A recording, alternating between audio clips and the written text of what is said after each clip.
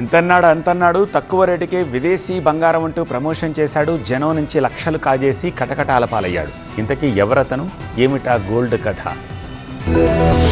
తక్కువ ధరకే బంగారం ఇప్పిస్తానంటూ అమాయకులను మోసం చేసిన కేసులో సూర్యభాయ్ అలియాస్ గోల్డ్ మ్యాన్ కి 14 రోజుల రిమాండ్ విధించింది నాంపల్లి కోర్టు. కోర్టు తీర్పు అనంతరం సూర్యభాయ్ని చంచలగూడ జైలుకు తరలించారు పోలీసులు. అతి తక్కువ ధరకే విదేశీ బంగారం ఇస్తానంటూ అమాయకుల నుంచి లక్షలు వసూలు చేసి భారీ మోసానికి తెరతీశాడు. గోల్డ్ మ్యాన్ మాటలు నమ్మి హిమాయత్ నగర్, నీలోఫర్కు చెందిన బాధితులు దాదాపు 30 లక్షలు చెల్లించుకున్నారు. ఎంతకీ బంగారం ఇవ్వకపోవడంతో సూర్య ఇంటికి వెళ్లిన బాధితులు తమ డబ్బులు తిరిగి ఇవ్వాలని ఒత్తిడి తెచ్చారు. దీంతో ఏం చేయాలో తెలియక తన దగ్గర ఉన్న 3 ఐఫోన్లతో పాటు 20 లక్షల చెక్ ఇచ్చి వాళ్లను అక్కడి నుంచి పంపించేశాడు. ఆ తర్వాత తన ఫోన్లు బలవంతంగా లాక్కున్నారని బాధితులపైనే తిరిగి కేసు పెట్టాడు. ఈ విషయంలో దర్యాప్తు చేసిన పోలీసులు అసలు నిజాన్ని బయటపెట్టారు. తక్కువ ధరకే బంగారం పేరుతో సూర్యభాయ్ మోసం చేశాడంటూ అత్తాపూర్ పోలీసులు కేసు నమోదు చేశారు. ఆ తర్వాత కేసును నారాయణగూడ పిఎస్ కు బదిలీ చేశారు.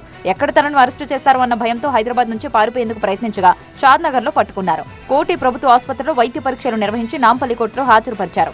సాక్ష్యాధారాలను పరిశీలించిన కోర్టు 14 రోజుల రిమాండ్ విధించింది. ఇదిలా ఉంటే తనపై తప్పుడు కేసు నమోదు చేశారన్న సూర్యభాయ్ తాను ఎవరిని మోసం చేయలేదన్నారు. ఎప్పటికైనా న్యాయం గెలుస్తుందని అన్నారు.